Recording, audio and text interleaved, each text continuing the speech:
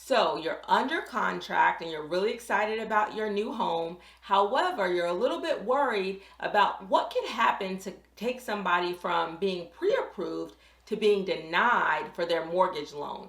We're going to talk about 8 of the common reasons that people are denied in underwriting and possibly at risk of losing their earnest money if they don't have a finance contingency or if they don't find out in enough time and their finance contingency expires. So I want you to be mindful of these 8 things before you go under contract.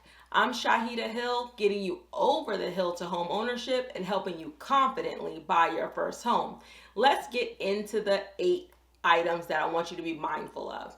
Number 1 is a big one. I haven't had a lot of people denied in underwriting and under contract, but if they have been denied, it's been because of this: employment changes or the inability to verify employment.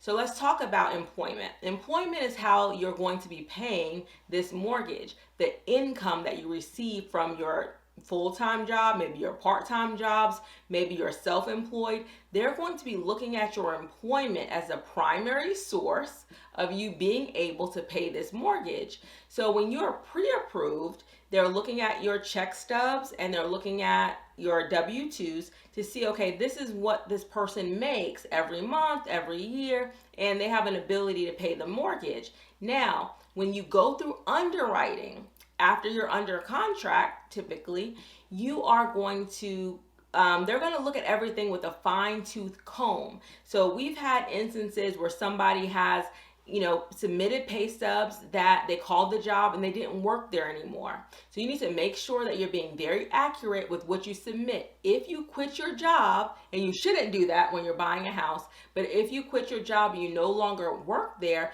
make sure you notify your lender and tell them what's happening. Even if it's a part-time job, any income that you planned on using for being approved for this loan, you need to let them know. A lot of times people think, oh, well, I'll put in my 2-week notice, then I'll be closed. But what if they call your job, and this has happened before, and they call the job and they realize you've put in your 2-week notice and you're not going to have a job after you close? Your loan can still be denied. So losing a job, quitting your job, them finding out that you're not a remote worker and they thought you were, especially if you're moving out of state. Your employer has to have you as officially a remote worker that can live anywhere. If they haven't, if your HR department wouldn't verify that you can live anywhere, then that's going to be a red flag and they can deny your loan. A lot of times people are also denied because they're contract workers and they didn't realize that up front. So a lot of things in employment can change, and don't think, so say during your time under contract, and some people are under contract for 30 days, some people are building and under contract for 6 months. So a lot of things can happen during this time. If you're offered another position, before you take it, talk to your lender. And this is why a lot of times people, especially if it's paying you more, a lot of people think that's not a big deal. They're paying me more, I should take this job. But sometimes the new job may not be permanent, or it may be a contract job or something along those lines. You can still be denied because you went from what they consider to be a permanent full-time position to being a contract employee or a 1099 employee. So that even if it's for more money, they may make you wait until you've worked in that contract position for a certain amount of time before they will approve your loan. So be very mindful. Any employment change that you're thinking about making, you want to be very mindful of speaking with your lender before you make any moves employment-wise. I've also had people who qualified with overtime. So they qualified having overtime. They called their job to see how often does this person work overtime and is it consistent. The employer says no, more than likely overtime will not continue because we don't need any extra workers right now. And their pre-approval went to say 300,000 to 275,000. And those kinds of things will happen when they call your employer and start verifying employment. So if you're making any employment changes, Make sure that you're speaking with your lender about it ahead of time, so then there are no surprises as you get closer to closing, because there could be, if you're outside of your finance contingency, if you have a finance contingency in your contract, if you're outside of that, you could be at risk of losing your earnest money. So you want to be very mindful to let the lender know if you have any employment changes. Number two, and this is common, even though realtors will tell you, lenders will tell you, do not apply for any credit, any additional credit. A lot of people, while they're under contract, they might buy a new car. They'll start buying furniture on credit, appliances on credit. Do not buy anything on credit, and definitely don't open up any new credit accounts. A lot of people are denied in underwriting because they bought additional things that increase their debt to income ratio or decrease their credit score because they've had those hard credit pulls on their credit. Before you do anything with new credit or new debt, you need to talk to your lender. Avoid it altogether, but definitely talk to your lender first if you really want to buy a home. Number three, missed payments on debt. This happened to one of my subscribers who emailed me. They were under contract for new construction. The husband missed one payment on a credit card. It drastically dropped their credit score and they no longer qualified for the loan. And that was just devastating for them. But those types of things, people, because there's so much going on, they had the money, but they missed the payment. So what you can do is go back to your lender, and that's what they were trying to do, to go back to their creditor to have them remove it from their credit account. But it happened like right before closing or a couple of weeks before closing, and they weren't able to do it in time. So you just need to make sure that you're being very, very organized once you're under contract, and make sure you're not missing payments on any of your debt, because they're always looking and they always can pull your credit profile, your credit again, to see where you are, especially if you're building. New construction could be, again, 4 to 6 months, and you're wondering, okay, a lot can happen in 4 to 6 months. So you want to make sure you're paying all of your debt on time, because if they pulled your credit during the pre-approval process, they're definitely going to pull it again later on. They're not going to assume that you're in the same place that you were before. So just be mindful of that. Number four, we're halfway through the list. Number four, undisclosed debt. And the big thing, you're thinking, well, they have my credit report, so they see my debt. But some of the debt they may not see, or some of the obligations that you may have to pay, is child support, alimony, or you owe the IRS.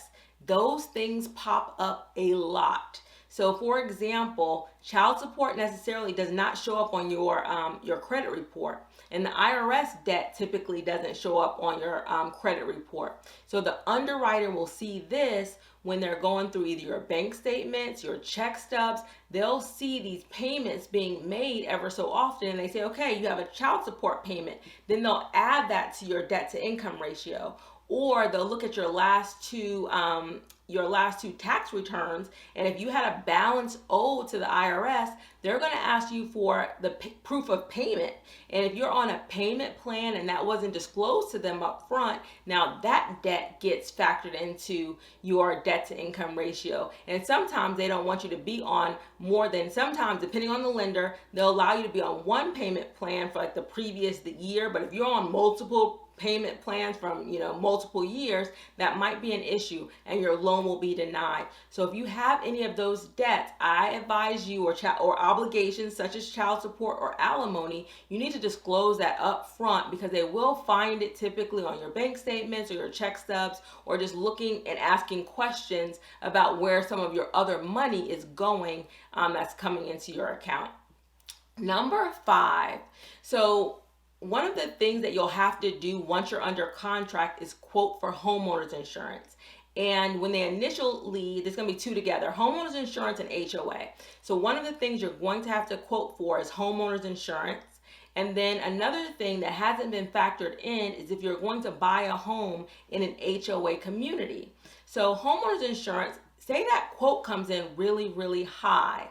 that may bring your mortgage payment higher than your pre-approval. So you want to be mindful of that and get that homeowner's insurance quote in as soon as possible so you know how much it will be, because prior to you being under contract, they were just estimating the amount of homeowners insurance. They didn't know exactly what it would be. And if the seller of that home has had a lot of home insurance claims, that can impact your future homeowner's insurance payment.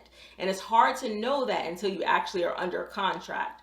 So just make sure. Also, in the seller's disclosure, typically they will tell you how many insurance claims they have filed. So that's something you could, look up or have the lender look up if it's going to be higher. And then lastly, the HOA for number 5. HOA, what if your HOA, if you're doing a townhome or another community where that monthly payment is too high and that takes you above your pre-approval amount? So those things can cause you to be denied for that home once you're already under contract. So those are some things you can talk with your lender ahead of time so you can estimate where you need to be for HOA and homeowners insurance ahead of time. All right, if this is your first time here, I have 3 more left, but if this is your first time here, please like and subscribe to my channel for new videos every week. Number 6, appraisal comes in short. So your appraisal, the lender's only going to lend you the amount that the home appraises for. And you don't get an appraisal typically until you're already under contract and the lender sends an appraiser out. So if that appraisal comes in below your contract price, you can still negotiate with the seller to come down on that price. You can negotiate with the seller to pay some of the difference.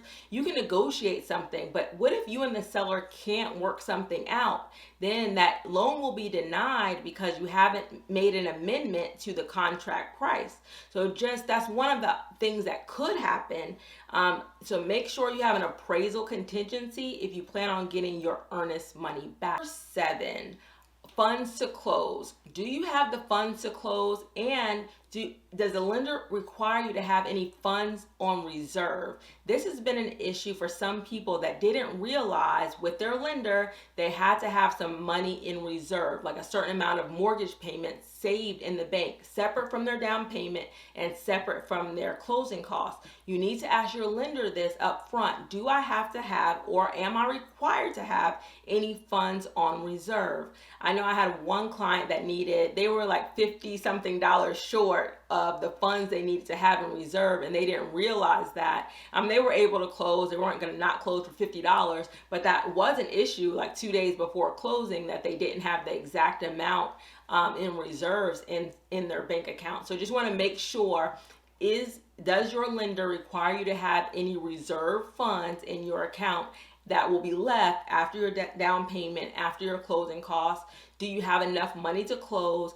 Do you have any unseasoned, what they call deposits that are not coming from your employment? Do you have any recent cash deposits that were in your bank account that they can't source? That's the word I was looking for. They can't source the funds. So you need, because this is what will happen. Oh, your uncle says, well, I'll give you $5,000 to help you with the down payment. You deposit that $5,000 into your account. Now the lender sees that, or underwriter sees that, and they're saying, where's this $5,000 coming from? If you're not allowed, or if you haven't said that you're using gift funds, they don't want to see that $5,000 in your account, because they may say, maybe your uncle loaned you that money, and now that needs to be added to your debt to income ratio. So you need to make sure that you don't have any large cash deposits into your bank account before closing. Check with your lender to make sure before you deposit anything. And I've had my clients email me, well, what's going to happen if I put $1,200 in my account before this time? And I said, where are you getting the $1,200 from? Can you source it? You need to just make sure, talk to your lender about it to make sure that you can source where that money is coming from. And number 8, and the last one, this is not as common, but occupancy fraud. So most owner-occupant loans, so FHA, low down payment, like 5%, 3% down, conventional, VA loans, USDA loans. They're owner-occupied mortgages. So the lender is expecting you to be living in this house. That's a lower risk to them than you being a non-owner occupant. Okay, so they allow you to have a lower down payment for being an owner occupant. Now, somehow the lender could find out that you don't plan on occupying that home. So in the past, what will happen is the buyer will get their homeowner's insurance, and instead of getting a owner's policy, they get a landlord's policy. And then the lender may see that and say, okay, why are you getting a landlord's policy? Don't you plan on occupying this home? So just make sure that you are not doing things like this to get your loan denied. And I want to give you 3 things that if you're thinking about, if this worries you, like getting your loan denied at the last minute, 3 things that you can do. 1, find a lender that will take you through underwriting first, okay, before you're even under contract. They'll take your loan, take all your documents through underwriting first so you can get everything approved before you get under contract. Number 2, don't hide things from the lender assuming that they don't find out. They do find out, and then you are at a loss because you've already put money up, you've put money at risk, especially if you have earnest money and that sort of thing. Make sure you just disclose things to your lender. I'm sure they've seen it all before. It won't surprise them, but a lot of people think, well, they may not see it, or how will they see it? Generally speaking, they see it. And then lastly, if you're unsure about some things, make sure you're getting a long finance contingency, or long enough so you can get through underwriting. And so if you find something that will make your loan, result in your loan being denied, you can still get your earnest money back. I hope this was helpful. Thank you so much for watching. Please like and subscribe to my channel for new videos every week.